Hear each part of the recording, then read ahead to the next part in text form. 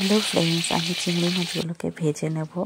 তারপরে সর্ষে, পোস্ত, আদা, পেঁয়াজ, রসুন, লঙ্কা, টক দই সব কিছু দিয়ে মিক্সচারে বেটে নেব।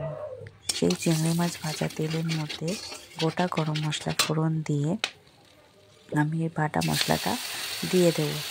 বাটা মশলা দিয়ে কষে গেলে যেহেতু আমার কাছে নারকেলের দুধ ছিল না, তাই আমি আমুল দুধের প্যাকেট গরম জলে গুলে ব্যবহার করেছি। তারপরে লবণ, হলুদ, কাশ্মীরি লঙ্কার গুঁড়ো সব কিছু দিয়ে ভালো করে ফুটতে দেবো।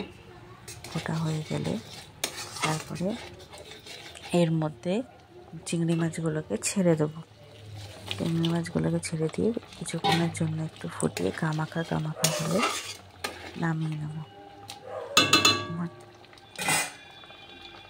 দেখো কত সুন্দর হয়েছে দেখতে। আমার ছেলে তো খেয়ে বলেছে হেব্বি হয়েছে। কেমন হয়েছে বাবু খেতে?